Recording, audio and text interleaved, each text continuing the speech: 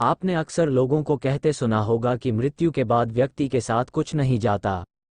जो भी उस व्यक्ति से जुड़ी भौतिक सुख की चीजें हैं वो सब यही रह जाती हैं।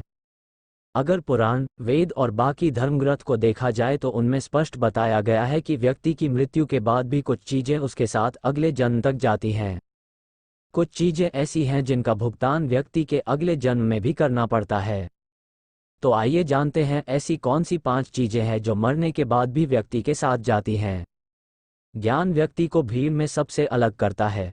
ज्ञान के बल पर आप अपनी एक अलग पहचान और लोगों पर छाप छोड़ने में कामयाब रहते हैं। इसलिए अपनी मृत्यु से पहले पहले आप जितना ज्ञान ले लेंगे वह आपके बहुत काम आएगा। दरअसल ऐसी मान्यता है कि जीवित रहते हुए व्यक्ति जो गुण सीख लेता है वह उसके साथ मृत्यु के बाद भी जाते हैं। इसलिए अपना समय खुद को अच्छा ज्ञान और गुण सीख में व्यस्त करें।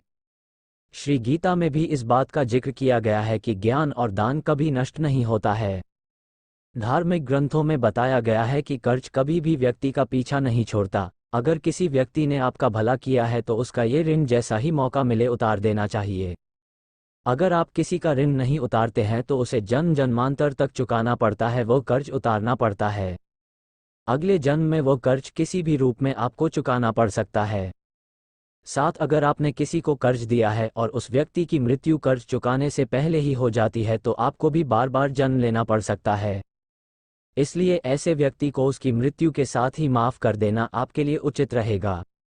ग्रंथों के अनुसार अगर किसी चीज को पाने की चाहत रखते हैं और वह चीज व्यक्ति को न मिले तो मृत्यु के बाद भी उस चीज की वासना उसका पीछा नहीं छोड़ती। सांसारिक सुखों की चाहत रखना वासना ही है।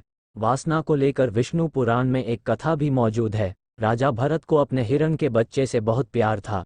उसी के बारे में सोचते हुए उसने प्राण त्याग दिए। अगले जन्म में राजा को खुद हिरण रूप में जन्म लेना पड़ा। इसलिए कामना और वासना को अपने मन में हावी नहीं होने देना चाहिए। साथ ही किसी भी चीज को लेकर अधिक मोह माया नहीं होनी चाहिए। गीता में कहा गया है कि मनुष्य जीवन बिना कर्म के संभव नहीं है। हर पल मनुष्य अच्छे या बुरे कर्म करता है। मृत्यु समीप आने पर व्यक्ति के कर्मों द्वारा ही तय होता है कि उसे परलोक में सुख मिलेगा या दुख। इन्हीं के परिणाम से अगले जन्म में अच्छा बुरा फल प्राप्त होता है। कर्म 7 जन्मों तक व्यक्ति का पीछा नहीं छोड़ते हैं। इसका एक उदाहरण महाभारत में भी मौजूद है। बाणों की शैया पर लेटे हुए भीष्म को भगवान कृष्ण से जब भीष्म वे पूछा कि मुझे ऐसी मृत्यु क्यों मिली तो भगवान कृष्ण ने उन्हें 7 जन्म पहले की घटना याद दिलाए। 7 जन्म पहले भीष्म ने एक अधमरे सांप को उठाकर नागफनी के कांटों पर फेंक दिया था।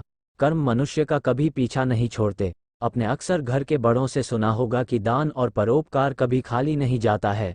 इसका जिक्र शास्त्रों में भी किया गया है। जीवन में अगर कोई अपरिचित व्यक्ति आपकी मदद करता है इसका अर्थ है कि वह पिछले जन्म में आपके द्वारा किए गए दान और परोपकार को चुका रहा है।